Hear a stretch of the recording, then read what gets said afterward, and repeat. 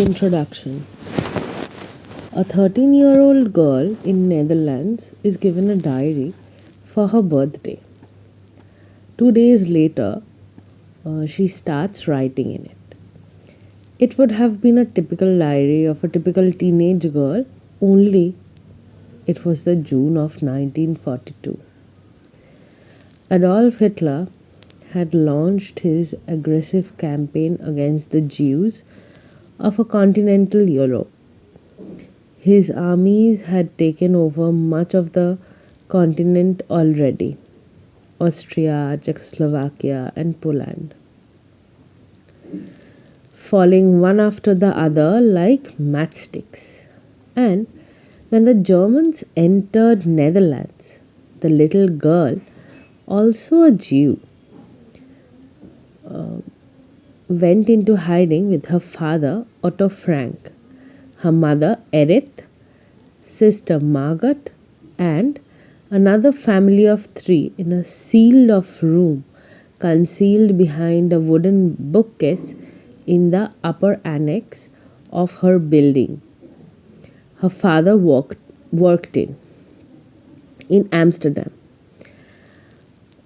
There, she would remain in hiding with the others for 2 years until they would be betrayed and then whisked away by soldiers of the occupying German forces into a concentration camp where she would ultimately die of typhus.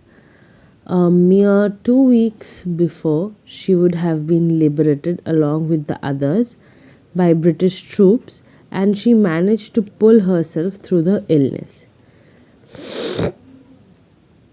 Anne Frank was 15 years old when she died in the Bergen-Belsen concentration camp in the early days of March 1945. Her short young life snuffed out tragically by the working of a twisted manic ideology. Born in June 1929, Anne Frank would have probably led a life of obscurity had her diary not been published by her father in 1947. She would have remained a number, a faceless statistic, lost in the government files supposedly, documenting the human side of the Second World War. But it was not to be so. Though she had started writing in her diary in the summer of 1942, it had never been with the intention of creating a record of her experiences as a Jew in hiding. Annie's diary was for her a space to express herself in the most honest and candid of terms. She shied away from the writing nothing, revealing all and baring her very soul on pages of the diary.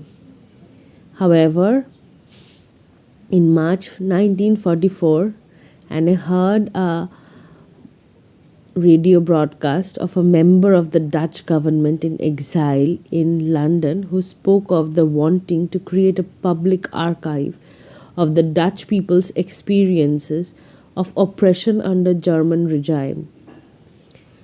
He asked the people to save all their letters, their diaries, journals, photographs, for they would all prove invaluable to his project.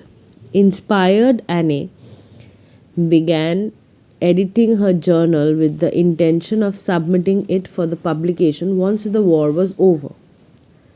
She worked her way through 2 years of writing, always staying true to what she had seen and been through, to what she had written. Today, Anne Frank's diary is one of the most important documents to have survived Hitler's madness. Official records and political discourses aside, it is through the victim and the survivors' voices alone that human story can be woven out of history's historical tragedies. And Anne Frank's diary does just this. She was 13 years old when she started writing. She had nothing to prove, no hidden agendas to achieve, no propaganda to spread. She wrote simply because she wanted to. She wrote with a great innocence and sincerity that only children can possess. But what she wrote was not as innocent as she herself was. Amidst all the controversies and debates that have surrounded the Holocaust, Annie's diary, one of the most meticulously maintained and revealing of documents to come from victims' side, has become a symbolic text of the Holocaust. Children read abridged version of the diary as a part of their academic curriculum to acquaint themselves what a girl of their age faced during the particular terrible time of 1940s. Academicians and historians revolve works of great merit around it, using it as an authentic source point of historical truth. Of the diary itself, Dutch journalist and historian Jan Romijn said in 1946 that although stammered out in a child voice, it embodies all the hideous of the fascism, more so than all the evidence in the Nuremberg put together. Annie's voice has reached out across continents and generations. Her diary has kept the victims of Holocaust from slipping into an otherwise inevitable anonymity. She has given others like her a face, a life. She has made it real for all those who lived through it and for those who came after her, like us. It is said that the wound the psyche of a people suffer cannot be healed by its closing up. It is only in keeping the memory of the wound alive, in remembering and in sharing, that the people find their true catharsis. The diary of a young girl, in as many times as it read and discussed, in as many times as it inspires dialogue and historical debates, will bring this catharsis closer.